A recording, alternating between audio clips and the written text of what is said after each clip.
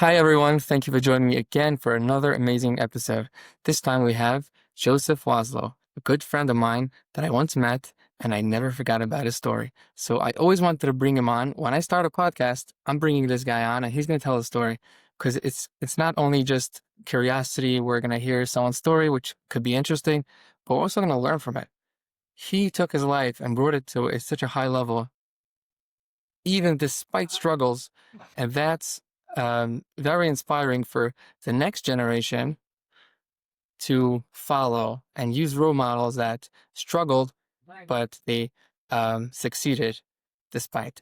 So um, please introduce yourself, and I would like to hear some of your stories as you're growing up. Okay. Um, so my name is Yosef Waslow. I live in Philadelphia, Pennsylvania, obviously. And I was born and raised in the area here.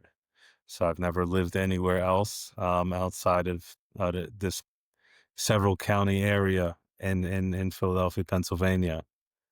Um, so I guess I would ask you, Yisroel, before I ask you, I would say thank you very much for giving me the opportunity to come on and to share a little bit about myself. It was a pleasure to meet you. We met at a retreat, and it was very memorable, and it's pretty funny circumstances, if I remember correctly. Um, but we'll see. I'll let you share what of that you want to.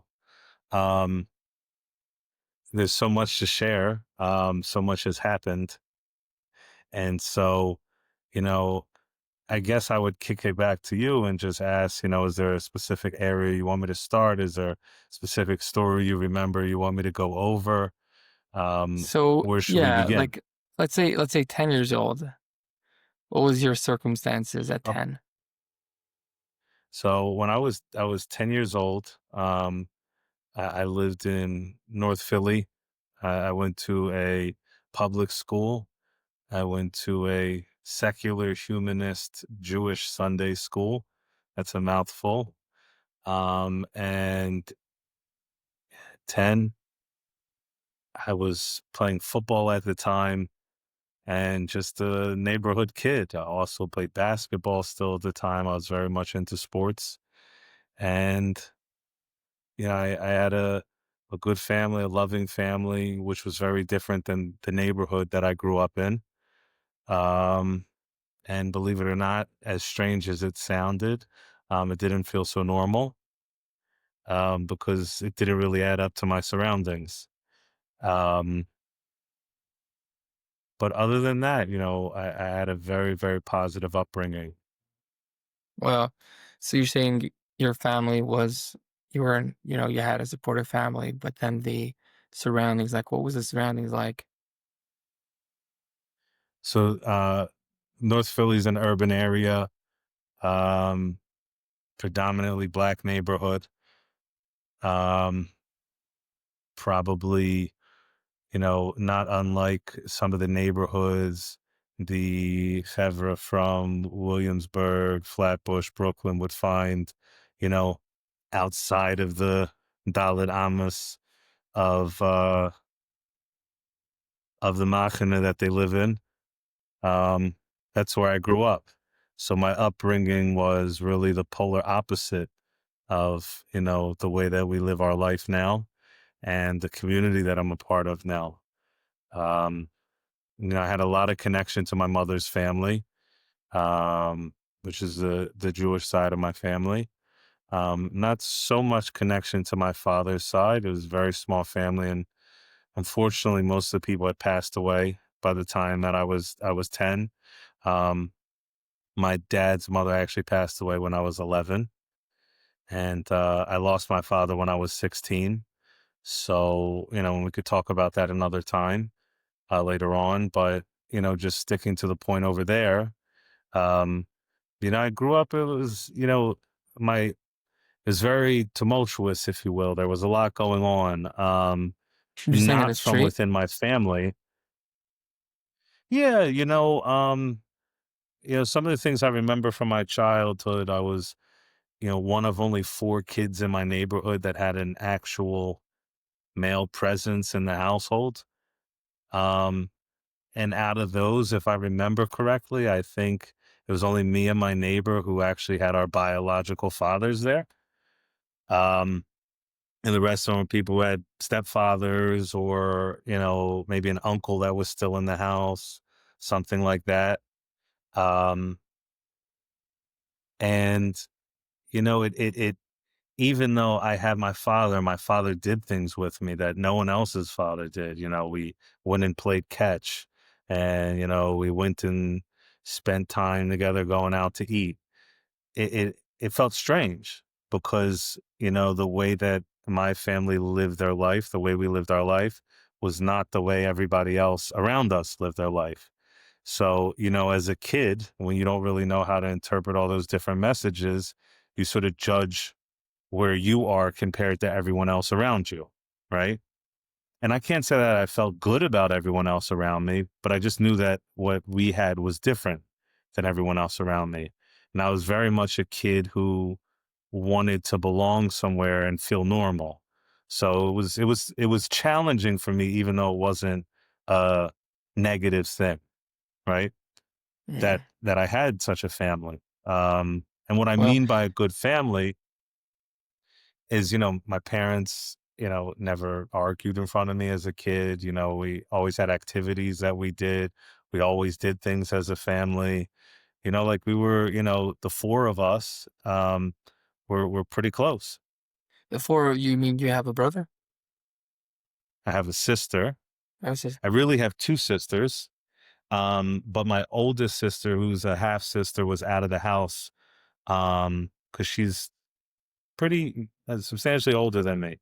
So she graduated college about when I was 6 or 7, and then sort of started her own life. So, like, after that, she wasn't in the house, right? So it was me, my sister, my other sister, my mom, and my dad. That was the 4 of us.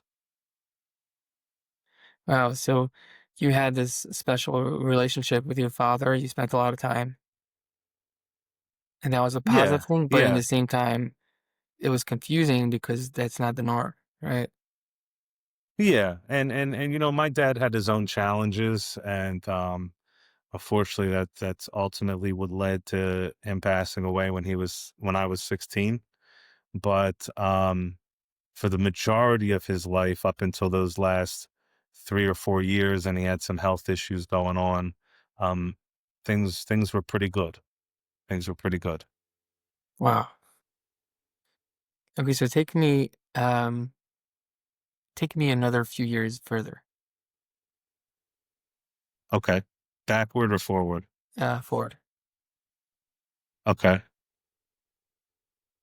so um, when I was in about 6th grade is when we moved out of Philadelphia, to a place called Abington Township, which is a suburban area. So it was a very big culture shock for me, kind of going from the city into the suburbs. Um, the kids were different, the environment was different, and the township that I grew up in, Abington Township, was an interesting township too because there was 7 elementary schools that dumped into one high school, and those elementary schools went from elementary schools that catered to people that lived in public housing to elementary schools that served affluent, very well off, professional people, doctors, lawyers, surgeons, and everyone dumped into one high school. So you really had your choice of who you wanted to be and who you wanted to be around. Um, and I went through different iterations of trying to fit in with different crowds there. Um, and then probably when I was about 15 or 16, I just decided, eh, you know, I, uh, things were rough for me during that patch of my life. It was, my dad was getting sick, and then he ultimately passed away. Um, maybe this is a little different than what some people on this podcast would be used to hearing, but I didn't really quite fit into the system, right? Even outside of, our world, the outside world has its, Ka'ilu system that you have to fit into. And even though it might be a little bit more broad, it might be a little looser, I didn't quite fit in, right? I needed different things than what were being offered to me. And I ultimately ended up finishing school, doing a combination of homeschool and going to a trade school to learn skill, how to work on cars. Okay, and how did that go? It was good. That's what I did for my professional life up until now. Um, you know, Probably up until, you know, the last couple years, which it's very hard to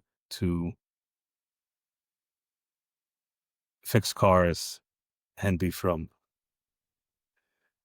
It's not a stira. It's not like it's a problem, but you know, the lifestyle um of an auto mechanic is very different. It's very different. Mhm, Culturally, work wise, um, and I had to let that go. mhm. And so if you're comfortable, can you share a little so people can understand, um, when you were 16, you had a loss, and how did that hit you, and how did you, go through it? Um, I'll preface it by saying the way I felt then was a really immature response to what was happening. I mean, as a kid, I didn't really know what was happening. I felt like um, I felt that my dad gave up. That's what I felt. So a lot of the initial years of dealing with it, with a lot of anger, a lot of frustration, um, a lot of confusion. My mother was very supportive, um, but that's how I felt as an adult.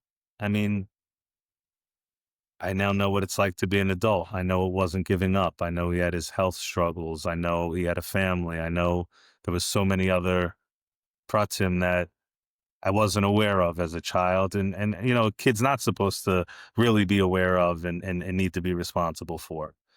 But I was sort of the man of the house, if you will, and I had my own immature ideas of what it meant to be a man. And that's what I followed, What was your how did you see a man at that age? I very much grew up that a man was a tough guy.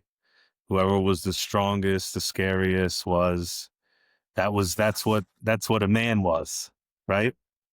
Um, and one thing that is not untrue, but it's very, very misunderstood and very often and in the way that I was brought up, um, misapplied, if you will. But you got to take care of your family by any means necessary, which is true. You have to, but there's a line that doesn't mean you do the wrong thing in order to provide for your family. Mhm, A person has to try. If that means that you have to work a lot, then you work a lot. Very similar to things that I do now, but back when I was a kid, again, I had the wrong idea, um, and I really didn't need to take care of my family when I was that age. That was again just one of those skewed ideas that I had. Thank God my mom had a good job. You know, my father had a life insurance policy that helped us. So that wasn't relevant for me to go out and get a job and provide for everyone. Like that wasn't my life as much as I thought it was. That wasn't true. wow. So, before we continue, there are people that are still teenagers and struggling, and maybe they're watching this. or there's adults that are taking care of teenagers. What lessons have you learned that you would like to share and pass on for the next generation?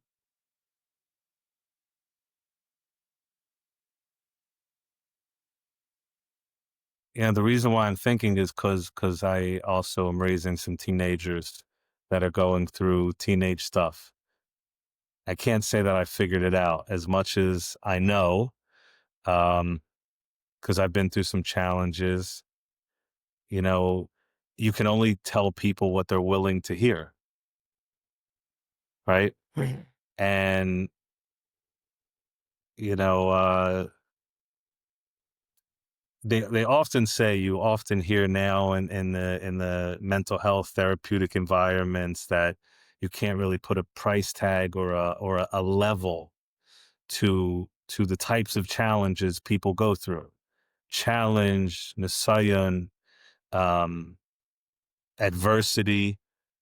Of course, everyone has different levels of it, right? But with someone who doesn't have a family, who has nothing, who unfortunately is used to adversity, maybe they're better at and capable of dealing with it than someone who is not used to adversity whatsoever. And, being sent to the principal's office is like the worst thing that has ever happened to them, right? The feelings that are generated by challenge and adversity, those are what you need to focus on, right? Not the actual challenge itself. No two people are the same. No two people have the same life. And so to sit here and compare people's challenges or the circumstances of their challenges is really pointless, right? Chazal say you shouldn't, really judge a person until you've reached their place, right? And it's really a rhetorical statement because you're never going to reach that person's place, right?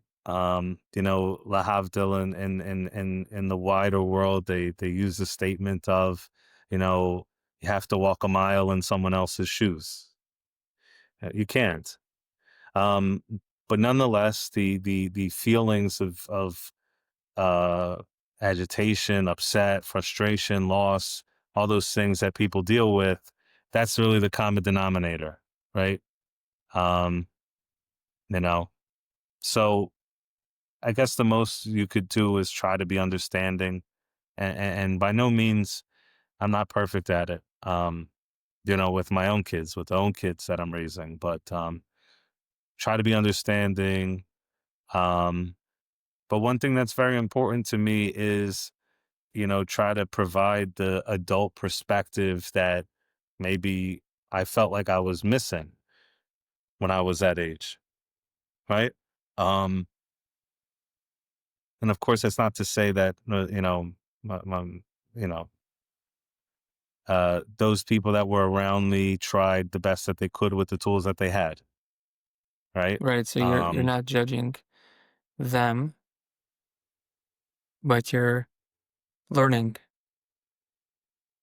how you're right, gonna continue.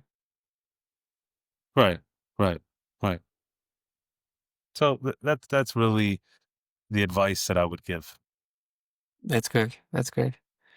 Um, so tell me some of your turning points or something specific that comes up.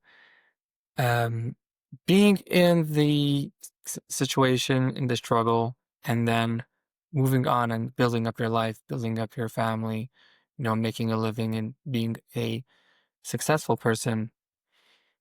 Um, where's the like a turning point where you said, okay, enough was enough. I'm changing. I'm becoming better. There's a better way to live.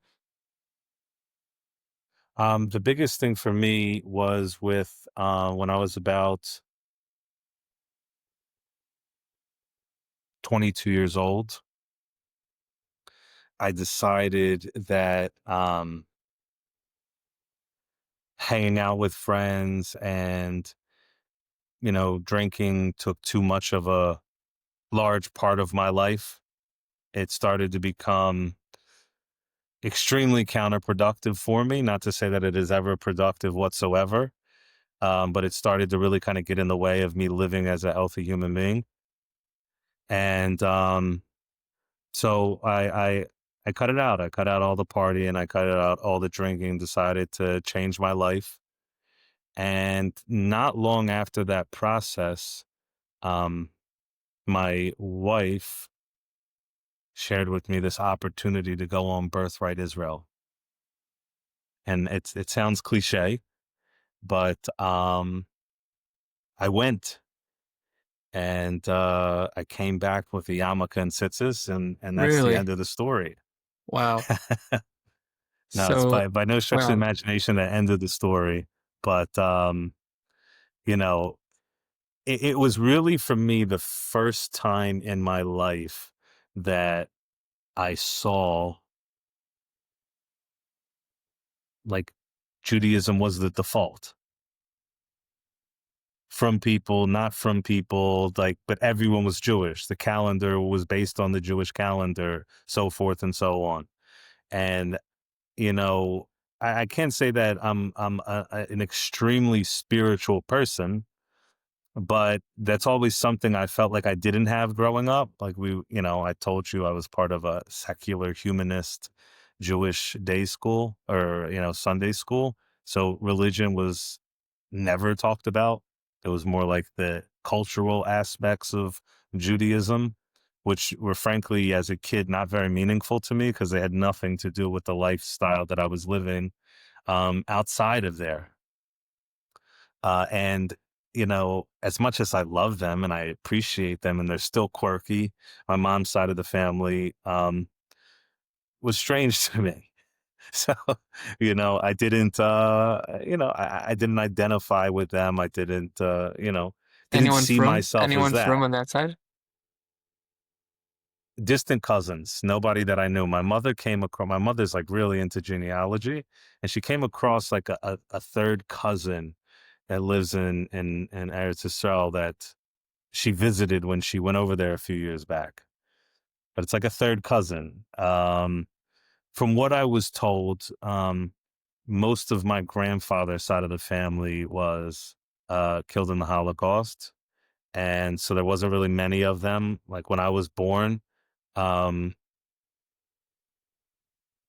my grandfather had siblings, but I never met them. Like they weren't around.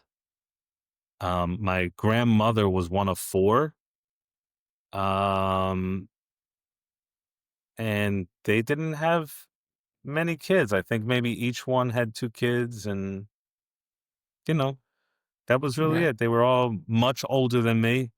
Um, my mother was close to 40 when she had me, so all of her all of her cousins were much older than me. So all their kids were already adults. I was pretty Hmm. much the baby of the family um, for most of my life. Wow. So, what did you see in Israel Eretz Israel, that inspired you? Well, I was at a turning point in my life, so I went for a very different purpose than most of the people on the trip that I went for. Most of the people went for a free trip. I just kind of went to, maybe there's something I'm missing. I want to figure out. Um, and again, to just kind of see Judaism as the default, which I guess now I look at that differently because I don't want to get, want to get politics involved because I guess that's a area of machlokes currently. But nonetheless, the majority of people there are Jewish, and that is the theme undergirding society there. Whether they're Fry, Chiloni, and whatever Hasidish, Talmidei Hagra, whatever. I'm not talking about all the different things, but what I'm saying is, nonetheless, everyone there was their default was Jewish, right? And so that was the first time I saw that. That was the first time I was 6 feet away from somebody in a black hat running up the street, right? That was the first time I saw somebody, you know, pull a yarmulke out of their pocket before they ate a sandwich and put it back, right? It was the first time I saw Jews running around like in like as normal people, right? I never saw that. That wasn't the neighborhood I grew up in. So to me, it was what I was missing was that, I could tap into that and still be normal and still be myself, right? Well, so you come back, and who did you connect to when you got back? You had like a local community? Nobody. It wasn't until probably a year or two after that. My wife was the big push to kind of get involved in some And outreach she's not Jewish communities, and at that time. not at that time, no, Wow, so she's not at that pushing time. you to get closer to Judaism, and she's not even Jewish. Yeah, yeah. So we did at that point in time. We went to a Reformed synagogue, and then it's funny now. We went for Kabbalat Shabbat services. That's what they had, right? And when winter came, they switched the clock. So like the services were after it was dark. It sounds so silly now, but we felt like it was okay. So we're going to show up before it's dark, and then we're going to drive home. We know we shouldn't drive home, but we'll do it. But to show up after it's already dark, we thought was like this is not the language we use, but it's like a stira, like what's going on over here. So we decided we wanted to move on to the next level, which was to go to a conservative synagogue.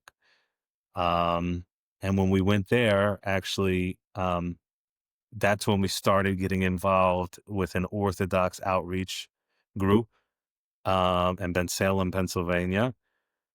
And our oldest kid went to the zone camp and came back, called us and was like, I don't want to go back to public school. We're going to go to a Jewish school and they're going to pay for it, type of thing. Um, and that happened. And then we put all the kids there, and um, it was within a few weeks of the school year that we decided, hey, we're going to pull them out of this conservative synagogue because, these kids here are showing up once a week and our kids are doing this every day. And uh, they're being bored and not our daughter, but potentially being disruptive because this was all yesterday's news for them. Right. Um, yeah. Wow. And so then your wife becomes Jewish, Yes. Yes. right? My wife and the younger kids. That was her decision. Daughter was, yes, was her decision. I was actually surprised. I got a text one day that she was going to be in contact with Orthodox rabbi to learn a little bit more about it, and that she'll let me know the outcome of their conversation. And the outcome of that conversation was really about a year and a half long, 2-year journey of Davis with her and the younger children. My daughter took a little longer um, because, she was the age of Bas Mitzvah yet. So it wasn't, she's going to be Meshutif and everything else. She has to make her own decision. And about a year after my wife and the other kids did, she ultimately did as well. Baruch Hashem, she's married and doing Oh, well. so you have married kids. One, one, One. one. Yeah. So Okay, far. nice. Nice. And was she religious, or was she a part of another religion before? Yes. My wife So was. how's that like transition from being part of a religion and then changing to a new religion? It's very hard for her. Very hard for her. And the reason why she decided to become religious, become Jewish, was really one of the hardest things for her. And could be today still one of the hard things for her. And it was really that sense of belonging and the sense of family. For me, we're two very different people, right? I'm more of a sort of heady, think it out type of person. And so while I did feel that sense of belonging, um, Judaism compared to what else was out there is something that made more sense to me. But for my wife, it was the challah bakes, it was the community kiddishes, it was the women's trips, it was the arts and crafts, it was the family, it was the community, it was everything. That's why she did it, right? That gave her that sense of this must be the emes, you know? Wow. And how does religion today, like being from, um, what part of that, like how does that change? How does that change, like the way you do business, the way you raise your family? How does that impact your life? Oh, it changes everything because it dictates everything, right? You know? Um, Obviously when you get out and you get into the business world, you have to sort of learn how to live in two worlds, if you will. Um, but that's really the tachlis of the yid. You have to learn how to live in two worlds. Um, and you have Brings them to, together. yeah, that's exactly it. I heard an interesting story once, in the name of the Scully Rebbe, who said it firsthand about the Baal Shem, that there was a misnagdid that came to the Baal Shem shul, and he was like, making fun the whole time, and he was telling the Hasidim there that he was gonna show them how their Rebbe is not a Rebbe. And after the davening, he stayed behind to learn a little bit. And when um, by the Suda, he decided, we're going to let some time for the Suda pass, and I'm going to go see what the Baal Shem's doing. So he runs to the Baal Shem's house, and he sees that he's sitting there, schmoozing with his wife. And he runs back to the base medrash to tell the Hasidim that he was there, speaking Devarim B'Talem, instead of learning, like, what kind of Rebbe is this? But he gets to the shul, the base medrash, and he sees the Rebbe, he sees the Baal Shem sitting there learning. And he says, what? So he runs back to the house to see if he's still there. And this goes back and forth until he's totally confused. And he just gives up. And the next morning after Shacharis, he goes over to the Baal Shem and he says, no, he relates everything that he saw. And Baal Shem looks at him curiously and he said, it's not a stira, tikkun Rachel, tikkun Leah. Yid has to know how to live in both worlds. He has to know how to do two things at once. Wow. And so that is, I heard that story and it was very powerful, very moving, because it really is how we have to live. Wow. So you grew up with a supportive family, and how did that translate in you raising a family? How important is it, your family, to you? My family's everything. Anybody who knows me know that that's usually the first, middle, and last thing I talk about. Why is that? You know, uh, it means the world to me. It's everything to me. They're the whole reason why I do everything that I do. The reason that made me decide to get my life together. Um, Zehu. It's that simple. Well, and where, like, you have to have a lot of strength going through your journey. And where's your go-to place when you need to get some strength and motivation to keep on going?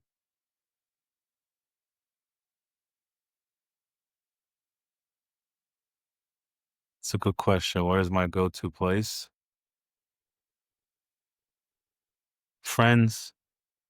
Friends. Sometimes it's a little bit of learning, type of learning. What I'm learning really will depend on, you know, what I'm going through. Um, but Chaveirim, that's it. Well, and how important is it to be a growing individual?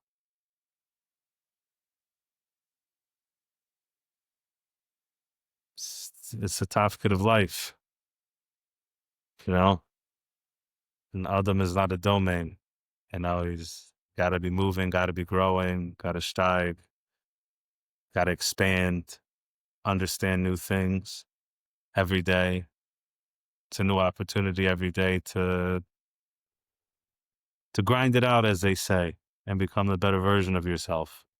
Yeah, because from where you were, maybe I could call it like an angry kid, to now being a responsible, um, amazing parent.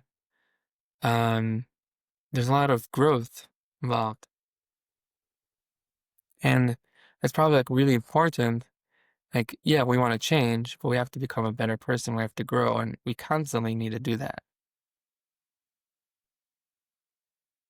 Yeah, they say when you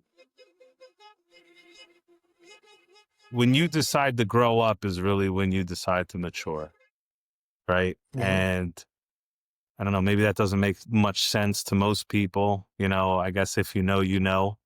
But when I decided to change my life is when I decided to really start to move beyond the mindset I had of, a 12-year-old that carried me through 13, 14, 15, 16, and how I decided to deal with life in general.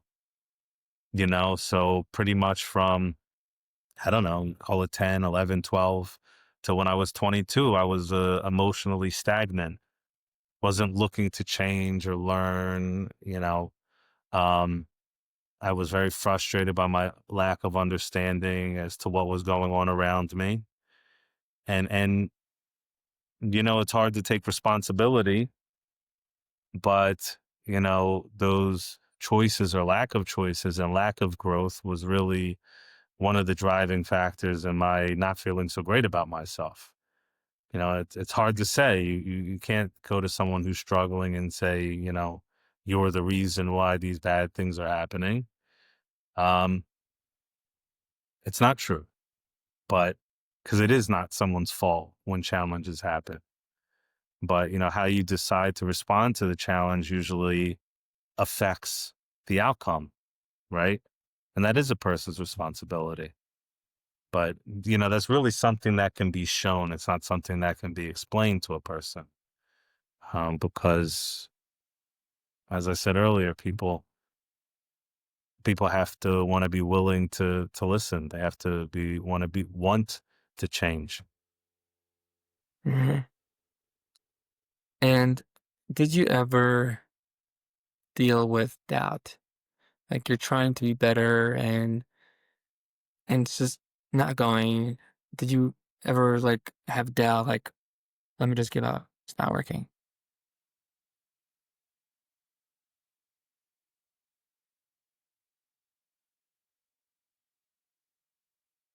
Yeah, I dealt with doubt. I still deal with it. Um, We all do. you know, and when a person becomes from, it's not just learning. It's not about just learning halacha and learning how to be from.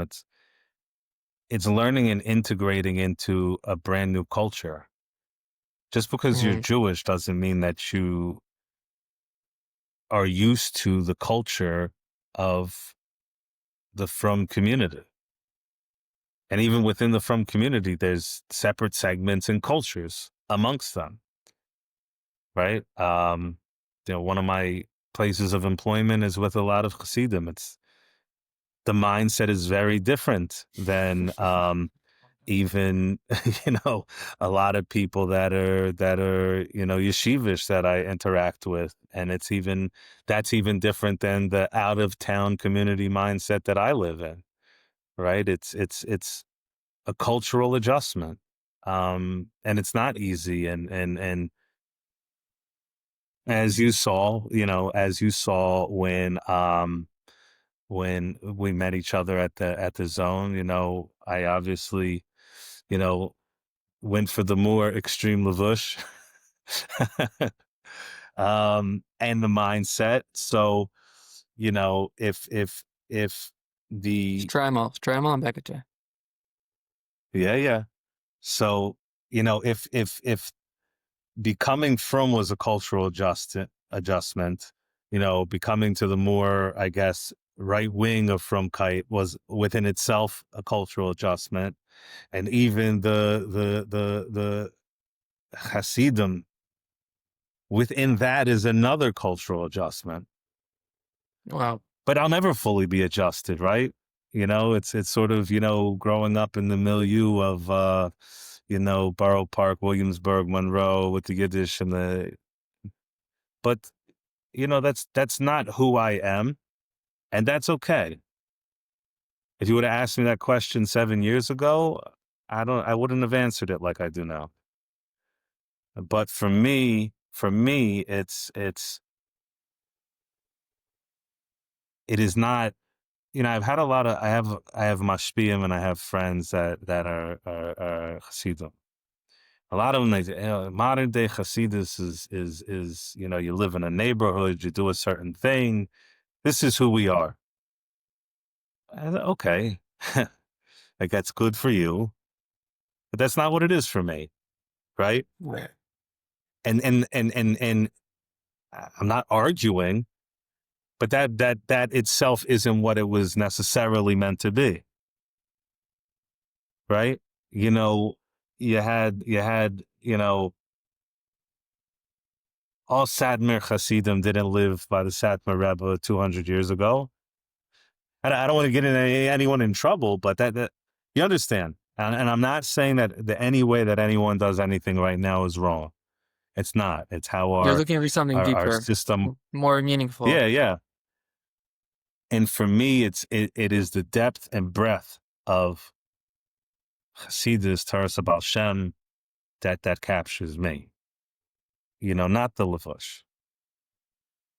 It is, Tocho Kabaro, right? It's that's what it is for me. It is the external manifestation of how I feel inside. Wow. That's yeah. So just one more topic that I wanted to talk about is being a teacher, being in the classroom. And I think you still a teacher, or Not currently. not currently, but you spent how many years in the classroom? 7, yeah. 7 years, yeah. And you have faced challenges, overcame them, Baruch Hashem. And how did that help you or give you the mindset walking into the classroom? And there might be some students that are going through something.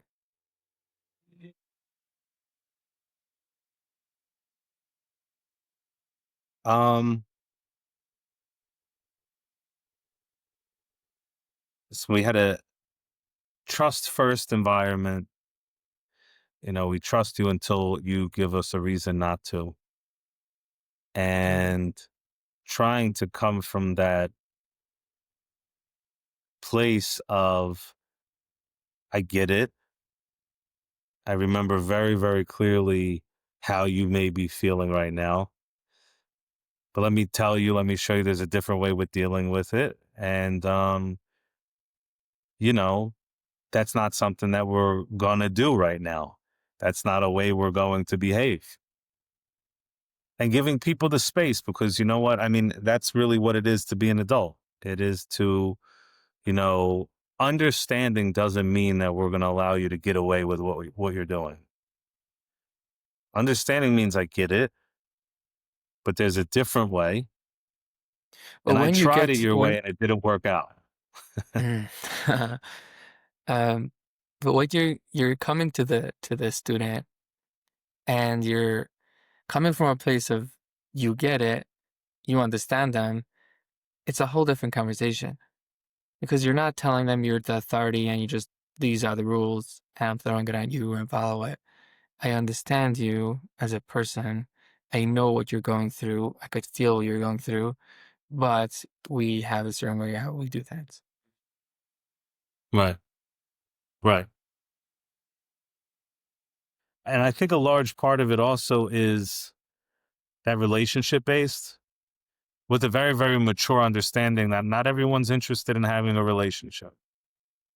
And some people you have to deal with in a way that is giving them chances, giving them opportunities, but you can't save everyone. And that shouldn't be used as an exit to not deal with somebody if you don't want to deal with them. Try to deal with them. But you know,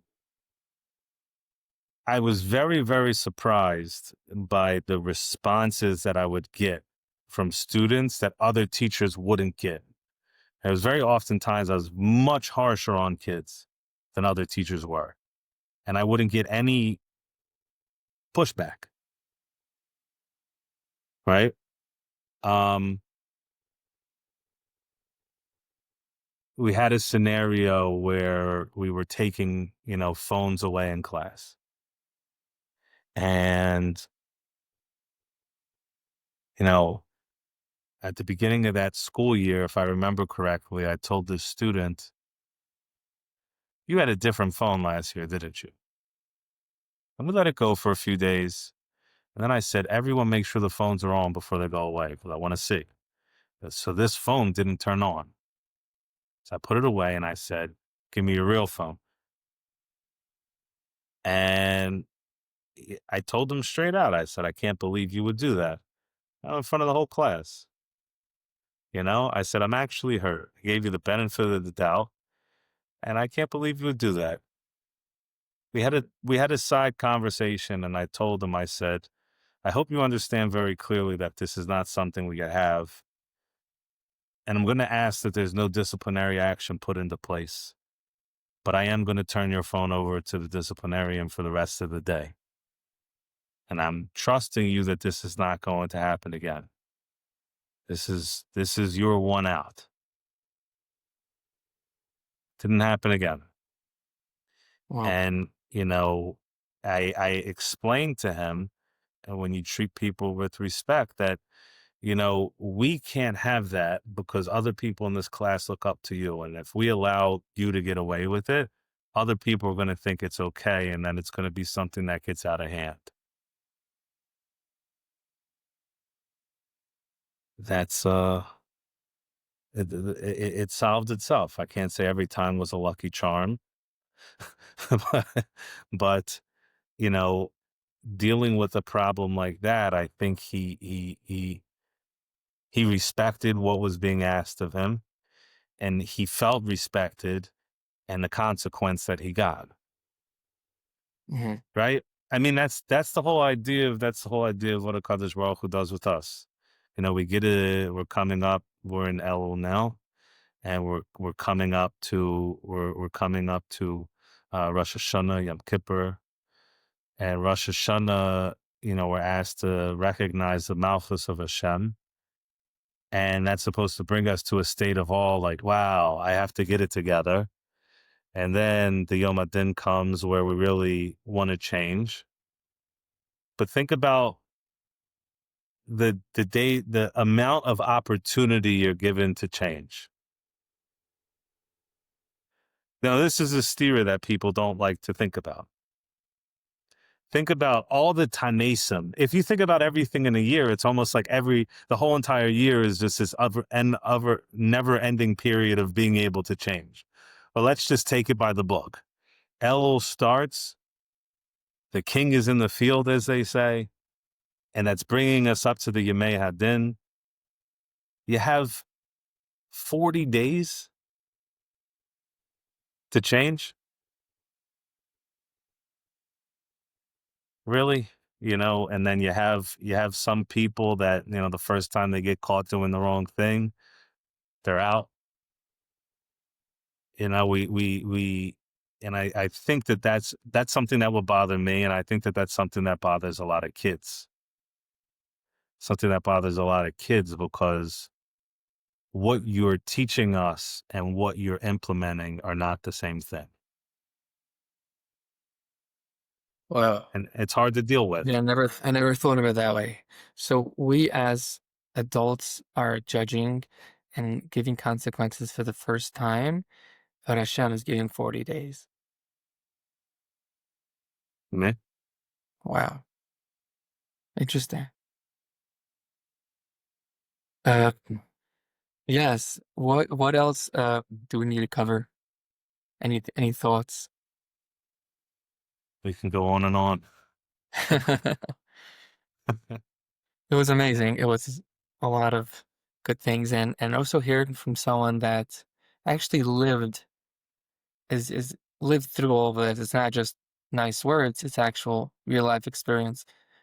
Which for me, meeting you for the first time, um, seeing something very impressive that I'm not trying to compliment, I'm just trying to give over the lesson. You could change, you could build up your life, you could, you know, move on and do great things on this planet. Hashem should give everyone many healthy years and happy years and a lot of nachas and all the good stuff. Um, so thank you so much for joining me. Thank you. Thank you. And I would just add, going back to that time we met each other, before we went for a walk to schmooze, one of the things that really struck out, for the first few minutes, we didn't really have much to share. And we had another student next to each other. And once we opened up and became friendly, I remember both of us had the mutual feeling. I'm not going to put this squarely on you, but most of us had the mutual feeling that we weren't so thrilled to be sitting next to one another because we went to the event to try to meet new types of people. And because we, because, because we were sitting at a table where most of the people looked the same, you know, we weren't so thrilled, but you never know, Yeah, everybody's different. we were Everybody. both wearing Strimals, and we're supposed to mix around the Strimals with other people. And yeah, it Yeah. was amazing conversations. And Baruch Hashem, we did sit next to each other. Yeah. You never know. You never know. You got to look, you have to treat every opportunity like it's the snap, and you got to look a little bit deeper, and you got to give it your best. You never know. Yes, amazing. Thank you so much. Thank you so much. Ksiva chasima tova. Thank you so much for watching this episode. I really hope you enjoyed it greatly. We hope to bring you much more opportunities to watch us with much more guests. Make sure you're subscribed, like, comment, do all of that. Share it with everyone. And I hope you really grew from this episode. If you find yourself in a challenge, if you find yourself you're stuck, or you're not in a challenge, you just want to grow to the next level, you want to break free. In the description, click the link and book yourself a session. Make the right choice and do it for yourself. You won't regret it.